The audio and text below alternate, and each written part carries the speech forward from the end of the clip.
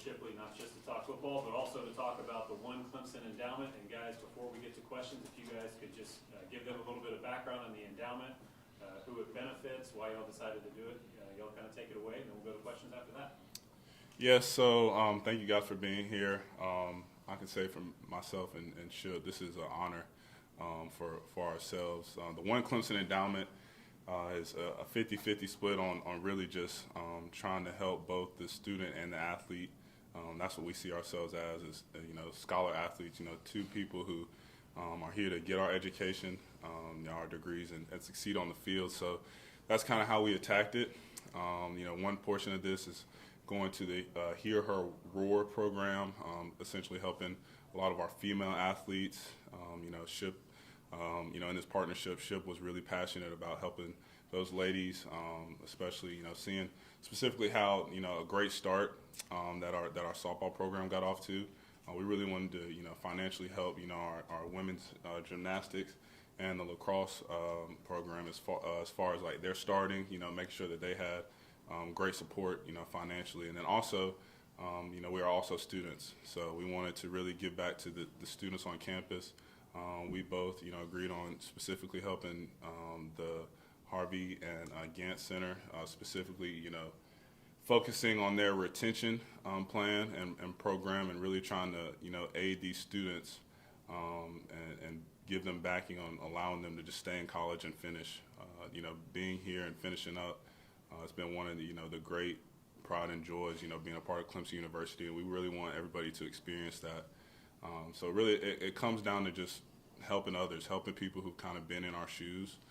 Through Paul's journey, we've grown a lot and been able to see things and experience things that a lot of people necessarily don't get to do. So, holistically, that's what we're trying to do is spread Paul's journey throughout, the entire university in as many facets as we can.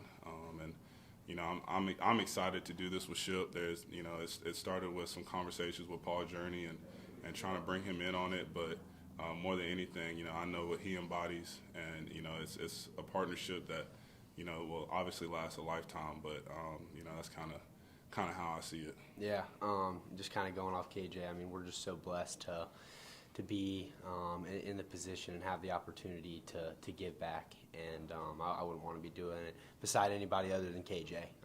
He's the leader of this football team, and not only that, but what he does outside of this football team and off the field, it's just somebody that you want to be around, you want to have in your life. So, just very, very appreciative to be beside him in this, and then, talking a little bit about, what we're given to, and, being able to help the female scholar athletes, and helping the, as he mentioned, the gymnastics and lacrosse programs kind of get started, and then, being able to, just admire what the softball team has been able to do, with their start, and being able to watch them last year. And then you go and talk about the retention center, and being able to, help students, and being able to kind of shift Paul Journey over from just a football thing to a regular student thing. And it's helped us so much, me especially, early on in my success here at Clemson, and to be able to give that to other students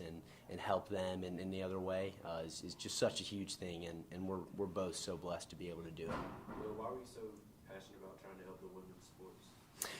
Yeah, we had a couple different options that we had kind of been brainstorming, and it's just something that kind of hit me, and I went to God, kind of asked him what he thought we should be giving to, and he just put a couple things in my life that allowed me to know that's kind of something that I'm very passionate about, and wanted to give back to be able to help. You guys just elaborate a little more about how this particular partnership, the two of you, because from the outside, obviously different position groups, different sides of the ball. How did you guys sync up on this?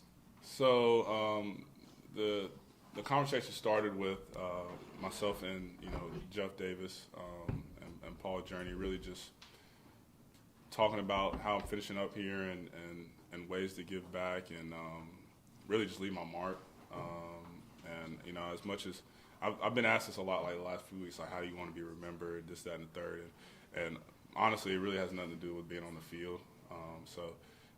Throughout those conversations and the guidance of JD, we kind of started, the talks of ways to do so. And but I knew I didn't want to do it alone. And while he was just the first one that came to mind. Ship was like, seeing obviously, what he does as a teammate on the field and stuff. But once again, that really had nothing to do with it. What he's done since the first day he's gotten here has inspired someone who's older than him immensely. Just his work ethic, his commitment, and really just everything that he's done off the field. As far as from a player's perspective, just a person in general. I'm like, I have to bring him in on this. And I asked him, but it's kind of like when I was getting money from my father a couple months back. I knew what the answer was going to be, right? And so, like I said, I'm honored that he was able to jump in this ship with myself, and it's definitely just a partnership at this point. And that's kind of how it started. And since then, we've been in just numerous meetings, just trying to hash out the details of how everything's going to look. Where we want the finances to go and things like that. But it's just great conversation, and really more than anything, it started a couple months ago, but it really started the first day he came on campus, because it's very rare that as a freshman you come in and impact the team the way he did, and it doesn't start on the field. It starts in the classroom. It starts when you're working out, things like that. Like your teammates see that, they respect that, and that's kind of all those thoughts in my mind kind of came back. I was like, I have to do this with him. So that's kind of where it started. Yeah, and then for me to kind of go off that, just talking about how special it is to be that guy for KJ, and for him to ask me to be a part of this. It's something that it's bigger than football. It's bigger than so many things, because as he's mentioned, this brotherhood will last a lifetime, and I wouldn't want to be in it with anybody else. He is the example. He's the example of somebody who embodies the Holy Spirit, and somebody who lives his life the right way on and off the field. As I mentioned before, he's the leader of this football team, and it goes way beyond that, because of the things that he does on the field, in the weight room, in the off season, but then also what he does around the community, and around this campus. So there's so many things that go into it. But I wouldn't want to be with anybody else, doing this, and creating history, and I'm very, very excited about to see where it goes in the future. You're going to have the opportunity to actually see some of the impact of this. Probably you're going to hopefully be here a couple more years. So what are you most looking forward to with that and having that opportunity?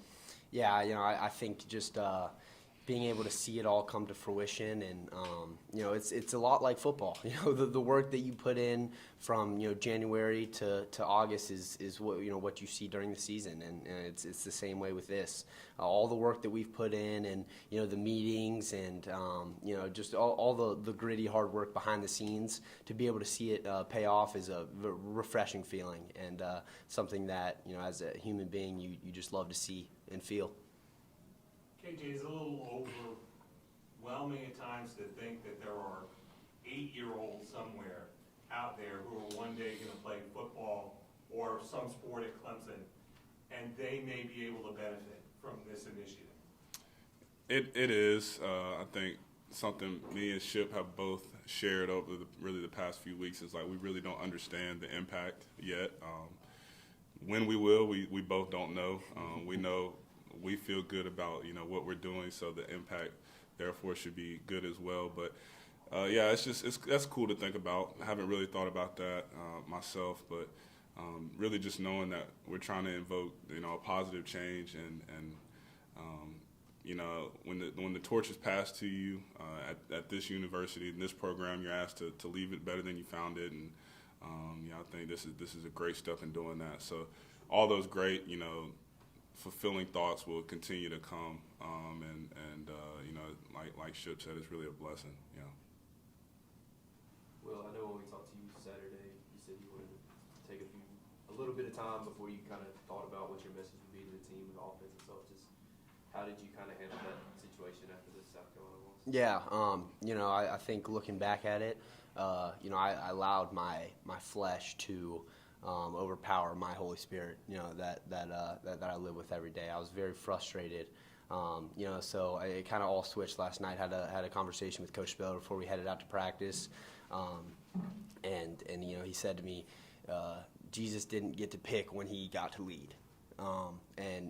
That's when it really hit me is, I got to be the same leader that I was last week, leading up to the South Carolina game.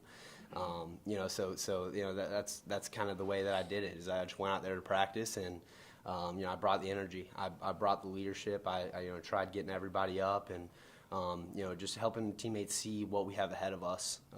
So that's kind of what, God had laid upon me and how I've, decided to kind of go after it this week.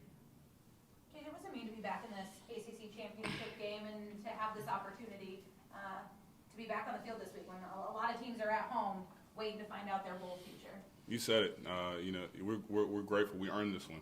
We earned this one, and that's kind of the message this week. And what I've reiterated to the team. I've obviously coming off a tough loss though is the perspective of last year. I love the Oldest-Skowski, Nolan, like all those guys meant so much to me, and I try and honor them. And in moments like this where when the whole world's against you, like, oh, we didn't get this opportunity last year, right? And we have to get back in the driver's seat and really take full advantage of, like you said, being one of 10 teams this week getting to play in the Power 5. So excited. We're excited and we're grateful, and we're attacking it each and every day. Not leaving any stone unturned. Obviously, there's some mistakes that we have to fix. From last week, but the energy is in a really great spot. Definitely eager to get out to practice today. When you think about like in the past, like the playoff has been there as a possibility after the ACC title game. This year, it's not going to happen. Is there a different place you have to find that energy from, a little juice for this game because you know that it's not another chance to impress for the playoff, really? Honestly, I'd say there's a different place, but it's the same energy. What I'm saying? You still the same amount of juice, right? Everybody has their own ways of getting excited and, drawing motivation. Some, are more dictated on other people's thoughts than others. Mine is just the ability and honor to be able to play the game and play beside these guys. So it really didn't matter, where we were going or what we were doing. Another opportunity to play the game at this level, at this university. I'm just as blessed and honored as I was when I was a freshman who first got here, and that mindset's never changed. So really just trying to remind the guys, that that's the case. We have guys who sit in this facility today who, would still love to be playing right now. But, the guys, put them in a different direction, and so that's always the mindset. If we get another one and we're fortunate to play in it, then we're going to give it our all. There's no doubt about it. And, obviously we want to be at the top at the end of the season. And like you said, that's no longer going to be the case. But, there's so many bigger things that come out of these next two games. Talking like real life lessons. And we're gonna learn a lot. We're gonna learn a lot about what this team's really made of, and the type of guys in this locker room. And luckily, me and him, we know what we got, but it's gonna be exciting to put it on display these next few weeks. Dabo was saying that he had y'all watch the tape together, offense and defense combined and stuff. Just what was that like for each of you, kind of doing the film study with Yeah, it's definitely good to see the other side. I think there's just the mistakes being made on both sides of the ball that hinder you to win a game like that, and they need to be fixed. It's disappointing that it's happening this late in the season, but it's part of life. It's part of the game, and mistakes are going to be made, injuries happen. God's going to throw things at you, and it's just all about how you respond to it. So it's definitely good getting to see both perspectives, and getting to see the other side of the ball, and some mistakes being made on that side. But yeah, at the end of the day, we just got to correct them and attack this week. I'll say too, it was interesting. Like it was cool to see because on the other hand, as you can imagine, like a tough loss, and as players, nobody's more upset than we are, right? And So we're sitting with that, you know, for the next 24, 48 hours, scrolling through social media, seeing, you know, every thought imaginable. But the truth is in the film, right? So as a team, getting to come in and really work through all the mistakes that we made as a team, not one person, not one coach, not one call, but as a team collectively, then you get the truth, right? And that was a reminder for a guy who's been here 5 years. Like, it's even though the outcome wasn't what we wanted, it's not what everybody makes it to be as far as, you know, from a social media lens. And I think you guys kind of know where I'm pointing to towards that. So it's really just, we all have to be better. And there's nobody that played a perfect game. And it was good accountability from a team perspective to see what everybody's role is and how it fits into our success or our demise.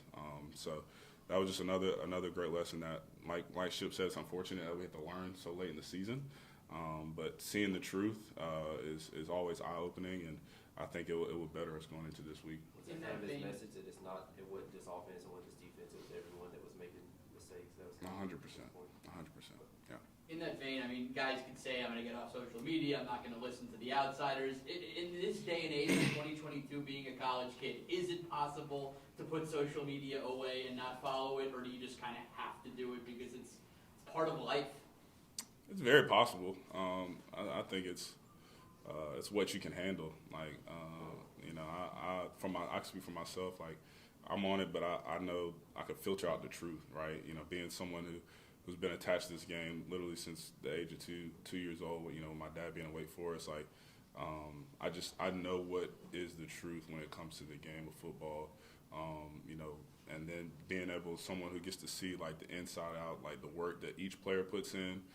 And then the big moment that comes with it, right? So it's all about, you know, what you can take. Now, some guys, and this goes for just all sports, right? You can get consumed in that stuff. You really can, and you know, it's really unfortunate that we can allow people who I will probably never meet, never see, really affect, you know, our joy.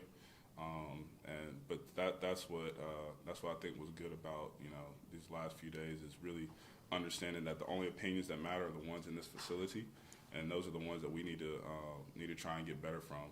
So yeah, there's a lot of players on the team now who are just not really into the social media thing, and it helps their mindset mentally, because that's where it starts. So you have to be good in the mind, and if you can, then do so, and if you can't, then you probably need to stay away from it. But definitely think it's possible, yeah. It's a loud, negative, vocal minority, I guess, on social media. Does that negativity, when you're on there, wear on you? For me, personally, I would say, you know, last year, maybe a little bit as a freshman, just being immature and you know, always just wanted to see what others thought, you know, maybe looking for that validation. I don't know what it completely was, but this year it's definitely been a different feeling for me. You know, confidence just comes from within, and you know, I saw something on Twitter. I think maybe Nick Saban had said it, Coach Saban. You know, that criticism is just a tax that comes with success, and when you're successful as Clemson, you know, has been, then, you know, you're going to get criticism, and it's what you have to expect after you know, a game like Saturday. So if you can't handle it, then, you know, as KJ said, you gotta be able to get away from it. But you know, it hasn't fully, definitely hasn't affected me like it did last year, for sure. KJ, how do you guys slow down Drake May? Whew. Great question. There's a lot of teams trying to figure out the answer to that. First off, what a talented player. Great. I mean, he can put the ball anywhere. It's really like good with his feet too. Leads the team in rushing. You know, there's definitely, you got to give him different looks. You know, we got to just try and attack, you know, from a defensive front standpoint, and just got to compete, man. Got to compete. Obviously, he's been in the Heisman talks and, you know, breaking all these records, and you know, he's earned that, right? But that doesn't mean we bow down just because he's a great player, right? You got to go out there and really give him fits and compete, and that's really just the best way to go about it. You know, that's the message. You know, I try to give to these guys all the time is, you know, when you playing big games, maybe like last week and this one coming up, and you know, you're playing good people, good teams. A lot of the times, you know, if you're not confident in yourself, like Ship says, your mindset shifts to, you know, not wanting to mess up, not wanting to lose the rep, and you're already defeated in that state. So the mindset's got to be, man, I just want to go win. I want to go dominate. I want to compete. You know, and I'm attacking. So that's mentally, that's got to be where we are as a defense. And obviously, we have to be smart about it because he's not a dumb person, you know. But we'll definitely, obviously, be working through the week, you know, to try and answer that question. Yeah. KJ, Dabo's talked a lot this year. It seems like every week he's reminding us that you guys have played like a really good quarterback, and it's kind of just continued to build. You've got another one this week. Does it feel like that? Like you guys have just had exceptionally good quarterbacks this year that you've played against? Yeah, easily. This year has been the year of the quarterback. Like in my 5 years, this is the best quarterbacks I've played. Week in and week out, as far just from a talent perspective, everybody can throw the ball, everybody can run the ball. Nobody's just, you know, one-dimensional. So 100%, it does feel like that, but that's what makes it fun, right? That's what, you know, you come to Clemson for to literally play the best of the best, like, and so that's been exciting. That's been a fun challenge that I've been able to really navigate each week. We have as a defense. I mean, it's like trying to put a puzzle together each week, you know, and it never looks the same. But once you put it together, you know, you're excited and you move on to the next one. So, yeah, I really enjoyed, you know, that piece of it. I really have, and got a big puzzle to put together this week. There's no doubt. KJ, did Rattler do anything that surprised you, or their passing game, or anything that surprised you all as a defense? Not surprised. You know, we talked about pregame that obviously we wanted to try and get him out of rhythm. The talent is there, and I mean, he showed it versus Tennessee. Like he make every throw, athletic. You know, I think more than anything, on top of them capitalizing, right? You have to give them credit. Like we saw from the film session the other day that we gave up a lot of things too. That's usually what happens. You know, when you lose a game, it's because you know, one side is capitalizing on another side's mistakes. So you know, there's nothing he did outside of himself. You know, it's nothing new. Very good player, and you know, he did what we expected him to do, and we just didn't do what we expected ourselves to do. So that's what we got to correct and get better, you know, for this next week. For both of you guys, being from North Carolina, I imagine anytime you get to go home and play a college game in your state, it's pretty special. But for an ACC championship in Charlotte against the flagship university of the state, what do you guys think that's going to be like for you, just emotionally? I'll say for myself, it'd be exciting. Know some players on the team, some coaches who coach with my dad on the team, so that's kind of cool. The stadium is literally 15 minutes from my house now where I live, so a lot of family will be there. But yeah, anytime we're in the state of North Carolina, man, it's obviously home, and it's just a fun time. So it means a lot. It means a lot, and it's a unique experience for sure. Yeah, for me it's special. You know, you can't take it for granted. You know, you grew up just dreaming of games like this, and you know, I'd go to them with my family, and we'd always watch. I always just want to be out there on that field, and now I get the opportunity to. So for me, it's special, and I'm just going to make sure to not take it for granted and just appreciate it. Well, I think Mac Brown said that he actually had a really good relationship with your grandma when he was recruiting you. Did you get to see like him try to bond with your grandma? Did you actually consider UNC? Yeah, I saw that tweet. Yeah, no, I did. You know, they did a great job of recruiting my family and I, and you know, I guess, you know, he thought that if he was able to get close with Ninny, Ninny's what we call her. She's the sweetest thing ever. If he was able to get close with her, then, you know, they'd have a better chance. So yeah, I mean, they texted and called all the time. I actually had to tell her a couple times, like, Ninny, you gotta chill out. Yeah, you don't know how this stuff works. Right? You gotta see the bigger. You gotta know what they're trying to do here. Yeah, but yeah, they did definitely get close during recruiting. Nitty or Nitty? Ninny, N-I-N-I. N-I-N-I. N-I-N-I, yeah. Well, what's your grandmother's name? Patricia. That's Well, you talked about some of the frustration with the offense. As one of the vocal leaders, what's going to be your message to get this team to come on board and mesh in all phases on the offensive side of the ball? Yeah, it's just continue to have our confidence from within, and the opportunities were there. There's no question about that. It's just taking advantage of them and minimizing the mistakes. So we've just got to continue to have full confidence going forward, and know that the ability's there. It's just attention to detail, fundamentals, effort with technique, as Coach Sweeney always says. It's really easy to say turn the page and look at what's next for both of you guys. But how do you actually actively do that? What are you guys doing either yesterday or throughout this week to have that move on mentality? Just start with what we do every week.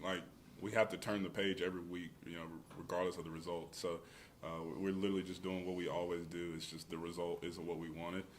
It starts with our leadership meetings and our senior meetings, really understanding what the message is for the team this week. And, in particular this week, it's where we are, where we sit here today. There's nothing we can do. There's nothing we can do about the game, the mistakes we made, the outcome. As much as we hate it, and want to sulk on it and be upset about it, the only thing that's going to do is make it worse for what we're trying to do this week, right? So if we really want the outcome to be, us holding up the trophy this Saturday, then we really have to shift our mindset, right, and start committing towards that goal. And so that's the first thing, right, is understanding that it's another week, and we have to do a great job, and also understanding what is lying ahead in the bigger picture. UNC lost their rivalry game as well, so they're in the same boat, right? So there's really no excuse, as far as who can, feel worse about themselves. We out here trying to win a championship this week, you know what I'm saying? So, and an honor to do so. So there's a lot to get excited for, and really just being real with yourself. It's time to get this thing back going. Easier said than done, for sure, especially, when you think about the mind. But once you fully grasp that concept, then it's very easy to move on and get ready for the next one. I guess, KJ, you talk about those leadership meetings. How do you feel about the leadership of this program, this team, in the lower classes? Yeah. And is someone like Will part of that in terms of feeling good about people that are taking this program forward? I feel great. It's really neat. It's just a neat perspective that only few really get to understand and see. Is when I'm gone, where will the program be from that perspective? And we're gonna be in some good hands. We really are. And I'm not just saying that. I always in moments like that, I just compare to where I was. There's a reason y'all didn't see me up here at Will's age, because I wasn't where Will was, right? So and it's simply that Jake and all those younger guys who've been up here and spoken to you guys over the year, they're just miles ahead, and so that's cool to see it. And they're still trying to grow, and that's what I think you really have to know best is, as a leader, you can't be someone who's just act like they know it all. We all as a team have to continue to grow and evolve. And so that's what I'm loving out of the young leaders that we have on this team is guys who are committed. They show it, and then when they're trying to bring others along, it's a gentleness to them. So I'm excited. I'm excited to see where we're going to continue to go and grow, and we'll be in good hands. Yeah. I guess you were talking about the flesh overpowering you, I guess, after the game, and what were you specifically, referring to as just frustrations? Yeah. Sorry. In terms of comments you made, maybe, or what types of things? Yeah. Well, what I truly mean by my flesh overpowering my spirit is allowing my emotions to take over who I am as a person. And I'm so passionate about the game of football, and really, everything that I love in life. I'm very passionate. I wear my emotions on my sleeve. Everybody kind of knows that about me, which is great.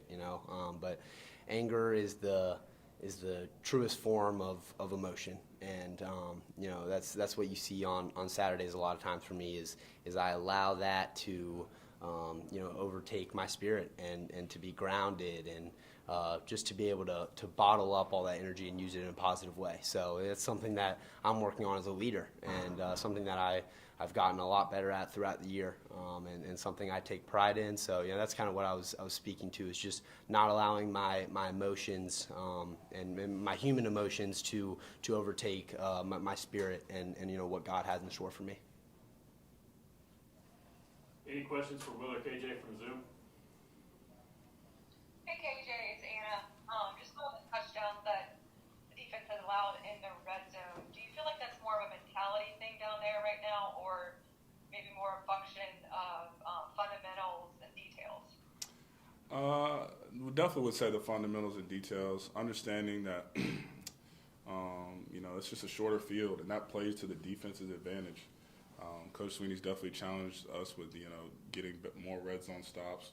Got a few this week, but definitely not enough. We have to use that to our advantage. Our safety room got thin in this past game, but that was a part that could have helped us, right, in the red zone. So that's always the details, especially in the red zone when someone's trying to score, right. The offense will tell you, like, they got 11, we got 11. They're trying to find, that one mistake and that one-on-one matchup and win it. And what's been unfortunate for the defense is, a lot of times, guys have scored on the mistake and not the one-on-one matchup. Because if we get the one-on-one matchup, then I'm very, very confident in us winning those. So that's where we have to get to, and working really diligently on that this week is making sure that, we're not giving up touchdowns in the red zone. Because when we get to just holding people to 3 points or block kicks, it's a momentum starter, number one, and then number two, it just helps elevate the team, the offense, and things like that. So definitely a place where we're having to grow. Thank you, KJ. And then Will, I know just growing up a big State fan, your family, a lot of family that went there. Any extra motivation or words from them this week going up against Carolina? Yeah, I've kind of cut ties with both programs.